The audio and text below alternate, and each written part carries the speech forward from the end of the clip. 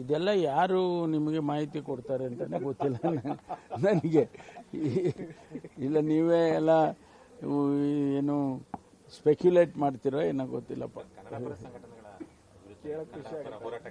ವರ್ಷಾನುಗಟ್ಟಲೆಯಿಂದ court police station ಓಡಾಡ್ತಾ ಇದ್ದಾರೆ, ಅಲ್ಲಿದಾಡ್ತಾ ಇದ್ದಾರೆ, ಕೇಸ್ಗಳನ್ನ ವಾಪಸ್ ತಗೊಳ್ತಾ ಇಲ್ಲ ಅನ್ನುವಂಥದ್ದು ಒಂದು ಆರೋಪ. ಸಾಹಿತಿಗಳು ಕೂಡ ಈಗ ಕನ್ನಡ ಪರ ಹೋರಾಟಗಾರರ ನೋಡಿ, ಯಾರು ಕಾನೂನಿನ ವಿರುದ್ಧವಾಗಿ ಕೆಲಸ ಮಾಡಿರ್ತಾರೆ ಅಂಥವ್ರ ಮೇಲೆ ಕ್ರಮ ತಗೊಳ್ತಾರೆ.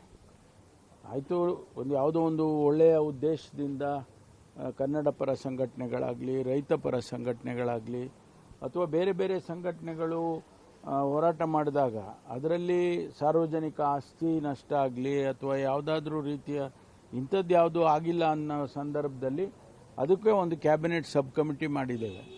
ಆ ಸಬ್ ಕಮಿಟಿಯಲ್ಲಿ ಚರ್ಚೆ ಮಾಡಿ ಹೌದು ಇದರಲ್ಲೇನು ಅಂತ ಅಂಶಗಳಿಲ್ಲ, ಅದನ್ನು ವಾಪಸ್ ತಗೊಳ್ಬೋದು ಅಂತ ತೀರ್ಮಾನ ಮಾಡಿ ತಗೊಳ್ತೇವೆ. ಅನೇಕ ಸಂದರ್ಭದಲ್ಲಿ ಅದನ್ನು ಮತ್ತೆ ಕ್ಯಾಬಿನೆಟ್ಗಿಟ್ಟು ಕ್ಯಾಬಿನೆಟ್ ತೀರ್ಮಾನ ಮಾಡುತ್ತೆ. ಆದರೆ ಈಗಾಗಲೇ ಸುಮಾರು ನಾವು ಕನ್ನಡ ಪರ ಸಂಘಟನೆಗಳದು, ರೈತ ಪರ ಸಂಘಟನೆಗಳದು ಅವೆಲ್ಲ ವಾಪಸ್ ತಗೊಂಡಿದ್ದೇವೆ. ಅದು ಒಂದು ಪ್ರೋಸೆಸ್ ಇದೆ. ಈಗ ನೀವು ಅರ್ಜಿ ಕೊಟ್ಟರೆ ನಾಳೆ ಬೆಳಗ್ಗೆ ವಾಪಸ್ ತಗೊಳಕ್ಕಾಗಲ್ಲ. ಅದು ಯಾವ ಸ್ಟೇಷನಲ್ಲಿ ರಿಜಿಸ್ಟರ್ ಆಗಿದೆ, FIRನಲ್ಲಿ ಏನಿದೆ, ಇದನ್ನೆಲ್ಲ ನೋಡಿ ನಮಗೆ ರೆಕಮೆಂಡೇಶನ್ ಮಾಡ್ತಾರೆ.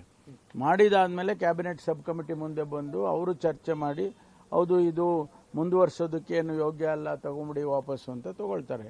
ಅದನ್ನು ಕ್ಯಾಬಿನೆಟಿಗೆ ಇಡಬೇಕು. ಕ್ಯಾಬಿನೆಟ್ ಆನಂತರ ವಾಪಸ್ ತಗೊಳುತ್ತೆ. ಆ ಪ್ರಕ್ರಿಯೆ ನಡೀತಾನೆ ಇರುತ್ತೆ. Okay sir, thank you sir.